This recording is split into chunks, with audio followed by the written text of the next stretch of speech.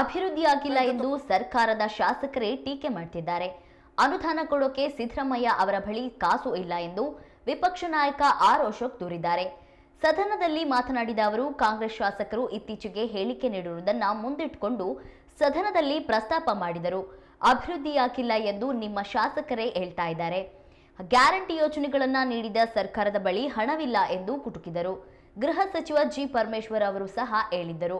ಯಾಕೆ ಶಾಸಕರ ಬಾಯಿ ಮುಚ್ಚಿಸೋಕೆ ಸರ್ಕಾರದ ಕೈಯಲ್ಲಿ ಆಗ್ತಾ ಇಲ್ಲ, ದುಡ್ಡು ಕೊಟ್ಟಿಲ್ಲ, ಅದಕ್ಕೆ ಶಾಸಕರು ಮಾತಾಡ್ತಾ ಇದ್ದಾರೆ ಎಂದು ಸದನದಲ್ಲಿ ಹೇಳಿದರು. ಹಣ ಇಲ್ಲದಕ್ಕೆ ಎಸ್ಸಿ ಎಸ್ಟಿಗೆ ಸೇರಿದ 35,000 ಕೋಟಿ ಅನುದಾನ ಬಳಕೆ ಮಾಡಿಕೊಂಡಿದ್ದಾರೆ ಎಂದು ಕುಟುಕಿದರು.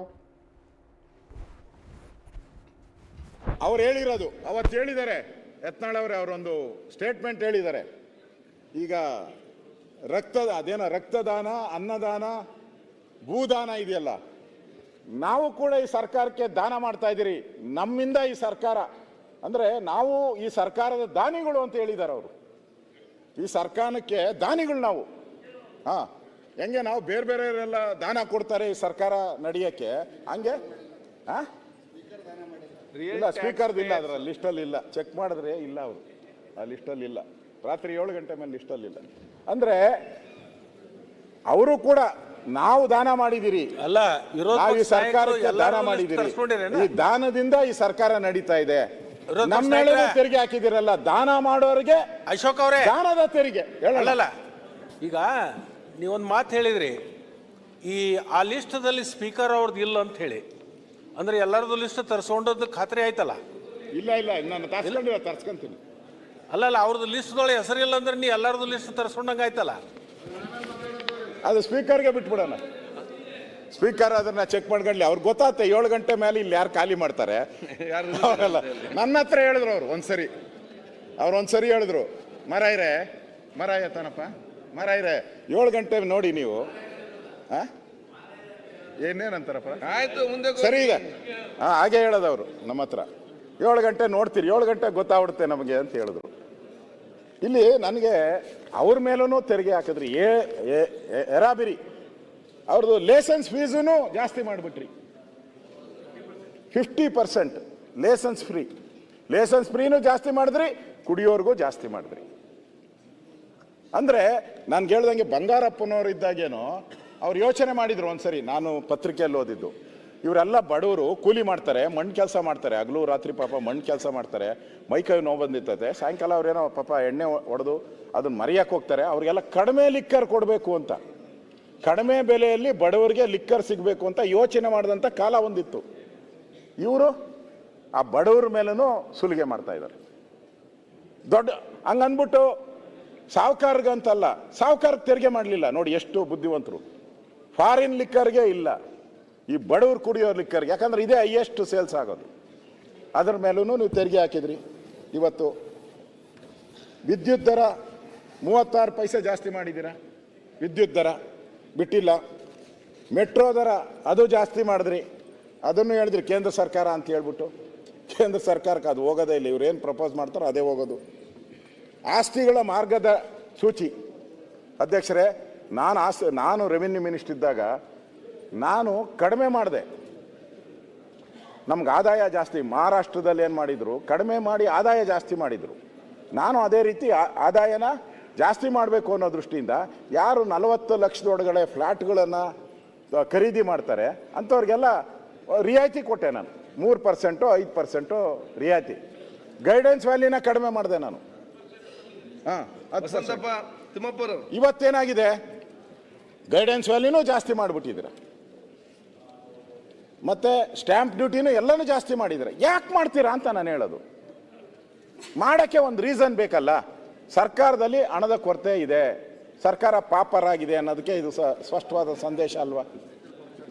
ಇವತ್ತು ಇಷ್ಟೆಲ್ಲ ಆದಮೇಲೂ ಕೂಡ ವೃತ್ತಿ ತೆರಿಗೆ ಹೆಚ್ಚಳ ಮಾಡಿದ್ದೀರಾ, ಸರ್ಕಾರಿ ಕಾಲೇಜುಗಳಲ್ಲಿ ಶೈಕ್ಷಣಿಕ ಹೆಚ್ಚಳ ಮಾಡಿದ್ದೀರಾ 5%, ಸರ್ಕಾರಿ ಆಸ್ಪತ್ರೆಗಳಲ್ಲಿ ಬಡವರು ಹೋಗೋದು, ಗತಿ ಇಲ್ದವರು ಅಂತ ಹೇಳ್ತಾರೆ, ಎಲ್ಲೂ ನಮಗೆ ಟ್ರೀಟ್ಮೆಂಟ್ ಆಗಲ್ಲ ಅಂತ ಹೇಳುವಾಗ ಸರ್ಕಾರಿ ಆಸ್ಪತ್ರೆಗೆ ಹೋಗ್ತಾರೆ. ಬದುಕಿದ್ರೆ ಬದುಕಲಿ, ಸತ್ತರೆ ಸತ್ಲಿ ಅನ್ನೋ ಸ್ಥಿತಿಗೆ ಹೋಗಿರ್ತಾರೆ ಅವರು.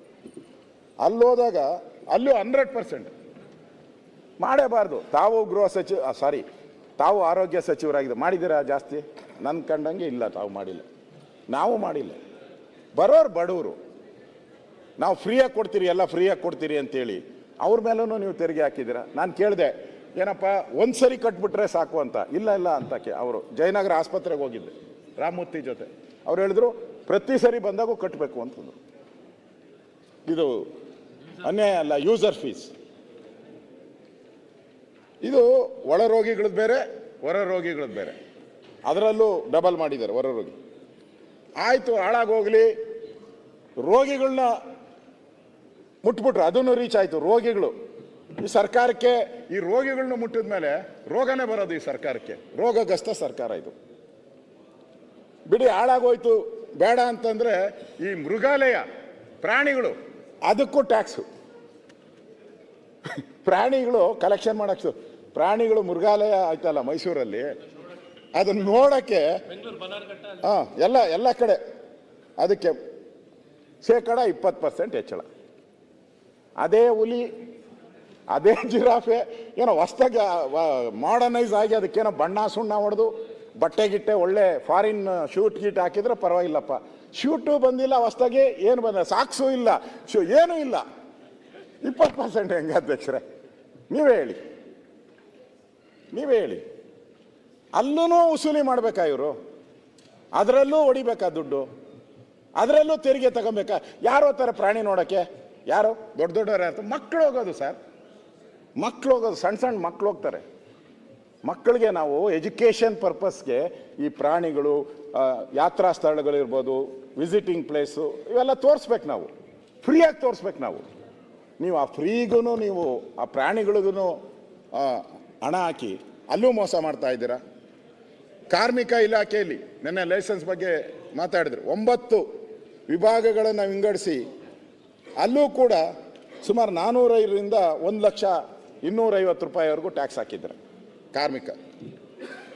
ಇನ್ನು BBMPದು ಆಗಲೇ ಹೇಳಿದ್ದೀನಿ ನಾನು,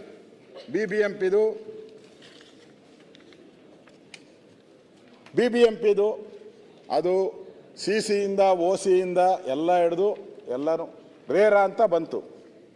ಮೊದಲು ಅಧ್ಯಕ್ಷರೇ ರೇರಾಗೆ ಔಟ್ಸೈಡ್ ಟ್ಯಾಕ್ಸ್ ಇರಲಿಲ್ಲ, ಅಂದರೆ ರೇರಾ ಔಟ್ಸೈಡ್ ಅಂದರೆ ಗೊತ್ತಾಯ್ತಲ್ಲ, ಆ ಟ್ಯಾಕ್ಸ್ ಇರಲಿಲ್ಲ. ಈಗ ಫಸ್ಟ್ ಟೈಮು ಒಂದು ಫ್ಲ್ಯಾಟ್ಗೆ 15,000 ರೂಪಾಯಿ ಫಿಕ್ಸ್ ಮಾಡಿದ್ದಾರೆ ರೇರಾ.